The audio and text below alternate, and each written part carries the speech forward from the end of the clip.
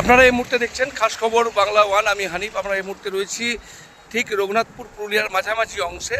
সেখানে দুই ভক্ত প্রায় 50 কিলোমিটার পথ দণ্ডি দিয়ে তারা যাচ্ছেন তাদের মনস্কামনা পূরণ করার জন্য।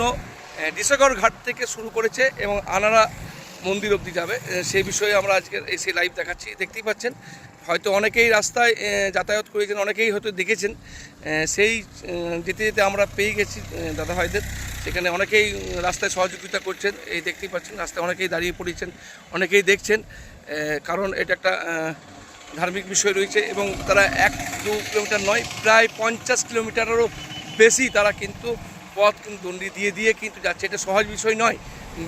তারপরে ঝড় বৃষ্টি তো রয়েছেই। আর কিছু কিলোমিটার পরেই কিন্তু সে আনাড়া মন্দির চলে আসবে। অনেকটা তারা পথ চলে এসছে দণ্ডি কেটে কেটে। দেখতেই পাচ্ছেন কীভাবে তারা দণ্ডি কাটছেন। তারা শুধু একটা সেফটি হিসাবে একটা সোলার একটা জিনিস ব্যবহার করেছে, বাকিটা কিন্তু বুঝতে পারছেন সমস্ত খালি পায়ে এবং খালি হাতে রয়েছে। তারা একটা মার্কিং করে করে তারা নিজের সেই মার্কিংয়ের পর আবার দ্বিতীয়বার দণ্ডি কাটছে। এই বিষয়ে আপনাদের নিশ্চয়ই অবগত রয়েছে। সেই বিষয়ে আমরা তুলে ধরছি খাস খবর বাংলা ওয়ানের পর্দায়। দেখতে পাচ্ছেন অনেকেই পথচারী যারা যাচ্ছেন তারা দাঁড়িয়ে যাচ্ছেন, তারা দেখছেন বিষয়টা। আমরা বিভিন্ন জায়গায় দেখেছি। আজ কিন্তু এটা রঘুনাথপুর শহর দিয়ে তারা হয়তো এসেছেন, ডিসাগড় ঘাট থেকে শুরু করেছেন। আমরা যারা আসছেন তাদের সঙ্গে কথা বলার চেষ্টা করব, কারণ তারা একটু অবশ্যই নিজের ইসে আছে। যদি কথা বলা সম্ভব হয় তো অবশ্যই বলবো। শান্তনু একসঙ্গে বক্তব্য দাদা 2 মিনিট কথা বলা যাবে, একটু অসুবিধা। ঠিক আছে, রেডি করো তুমি। আপনি শেষ করুন। তোমার দেবে আমি একটা অন্য ইস্যু নিয়ে দিতে ও বিশ্ব শান্তির বার্তা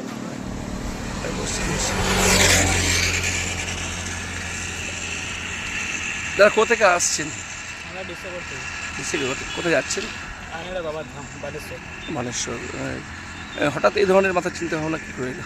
বাস বাবার জন্য একটু মানে মনে জাগলো কি বাবা আমরা প্রতিবার এখানে 3 বছর আমি এসেছি, হেঁটে এসেছি এখানে। হেঁটে এসছি। হ্যাঁ 3 বছর আমার কন্টিনিউ হয়ে গেছে, মাঝে একটা গ্যাপ দিয়েছি।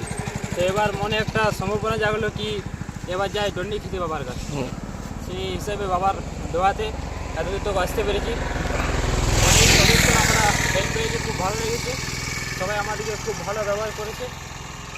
বাস বাবার আশীর্বাদে যতদূর যাচ্ছি, বাবার আশীর্বাদে আমরা বাবার কাছে যেমন পৌঁছতে পারি, বাস এটা আমরা চাই। আপনারা কি দুজন একসাথে আসছেন? হ্যাঁ ওটা আমার নিজের কাকার ছেলে। জি, কাকার ছেলে। হ্যাঁ। এই যে হঠাৎ করে ঝড় বৃষ্টি হচ্ছে তখন অসুবিধা হচ্ছে না? আর বেশি যখন আপনার বৃষ্টি হচ্ছে তখন একটু আমরা কোনো জায়গায় আশ্রয় নিয়ে নিচ্ছি। অনেক সময় হয়তো গোড়াটায় ফাঁকা রয়েছে, আশ্রয় জায়গাও নেই, প্রচণ্ড বৃষ্টি হচ্ছে, সেই ক্ষেত্রে তো অসুবিধা হচ্ছেই। হ্যাঁ কিছু জায়গায় অসুবিধা হচ্ছে, তবু বাবার কৃপাতে একটু মধ্যে জল ছাড়িয়ে যাচ্ছে, আমাদের ঠিক জায়গায় পেয়েছি আমরা যাওয়ার জন্য। প্রায় কত কিলোমিটার আপনারা পথ যাচ্ছেন? ম্যাক্সিমাম আপনার হয়ে যাচ্ছে ডিসেম্বর থেকে 45-50 কিছু হবে। 50+ হবে। হ্যাঁ। এখন অবধি কতটা এলেন মনে হচ্ছে? এখন ডিসেম্বর থেকে এখানে অবধি আপনার কীরকম হবে লোকেশন আমি বলতে পারছি না ঠিক মতো। একটা প্রায় 30-এর প্লাস। হ্যাঁ 30+ হয়ে যাচ্ছে। মানে আর বেশি আর নেই বলতে গেলে, 15-20 কিলোমিটার রয়েছে।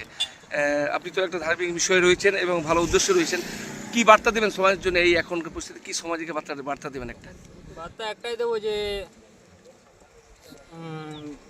ভগবানের কৃপায় দেখুন আমরা যেমন যাচ্ছি, যার যেমন শখ হচ্ছে, আমার যেমন ইচ্ছে হচ্ছে বাবার কৃপায় আমি এবারে এরকমভাবে যাই, সে আমি আসি। যার যেরকম মনোকামনা হচ্ছে সে তেমনিভাবে। কিছুক্ষণ পরেও আমাদের পেছে অনেকে মানুষ ভাই দাদারা আসছে, তারা পেদলই আসছে আজকে। আজকে এই পথে পুরো ভিড় থাকবে রাত্রি অবধি, রাত অবধি এখানে আমাদের। কালকে সোমবার জল। হ্যাঁ কালকে সোমবার বাবার মাথায় জল ঢালার জন্য পুরো রাত্রি অবধি এর রাস্তায় পুরো ভিড় থাকবে। আপনার নাম? আমার নাম ভাস্কর বাউরি। আর যে আছে কাকা? ও আমার কাকা ছিল, ওর নাম প্রবীর বাউরি। ধন্যবাদ।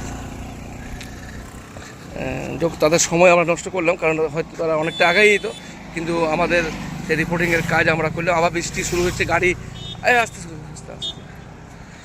আর যারা আমাদের লাইভ দেখছেন তাদের উদ্দেশ্য বলবো যে এই রাস্তাটা বিশেষ করে রঘুনাথপুর পার করে আনাড়া অবধি গাড়ি একটু স্লো চালাবেন, কারণ দেখে চালাবেন। রাত্রি অন্ধকার আসছে, অনেকে হয়তো বুঝতে পারবেন না। এই 2 ভক্ত যাচ্ছেন, তাদের উদ্দেশ্যেই বলবো যে তারাকে একটু নজর রেখেই গাড়ি আসতে চালাবেন। আর এমনিতেও যেহেতু বর্ষাকাল, চারিদিকে খাল বিল রয়েছে, সাবধানে গাড়ি চালাবেন।